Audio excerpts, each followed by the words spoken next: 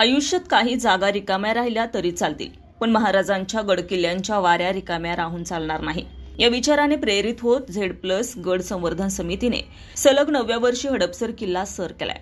रविवार दिनांक 27 जुलै 2025 रोजी झालेला उपक्रम अनेक अंगांनी अविस्मरणीय ठरला.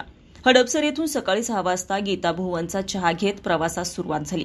बसमध्ये गाणी, क्विज, डान्स आणि गाण्यांच्या भेंड्या यामुळे प्रवासात उत्साह ओसंडून वाहत होता. जुन्नरमध्ये कढीवडा आणि मिसळीच्या चविष्ट नाश्त्यानं दिवसाची सुरुवात अधिकच जोमाने झाली.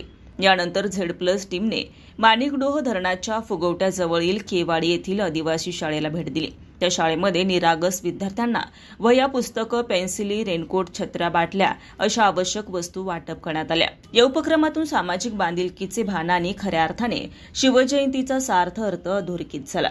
त्यानंतर हडपसर किल्ल्याची मोहीम सुरू झाली. इतिहास अभ्यासक सिद्धेश कसबे यांच्या मार्गदर्शनाखाली सर्वांनी गडाची सफर केली. शिवकालीन वस्तू, भूमिगत धान्य कोठार, शिवमंदिर, तोफा यांचे दर्शन घेत ऐतिहासिक वारशांची जवळून ओळख झाली.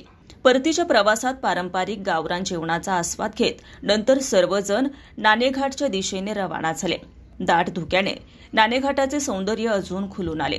तेथील ब्राह्मी लिपीतील 2000 वर्ष जुना शिलालेख, राणी नागनिकेने लिहिलेल्या शिल्पांचा अभ्यास आणि त्या काळाचा घाटरस्ता हे पाहताना सर्वजण इतिहासाच्या सहप्रवाशासारखे भासले.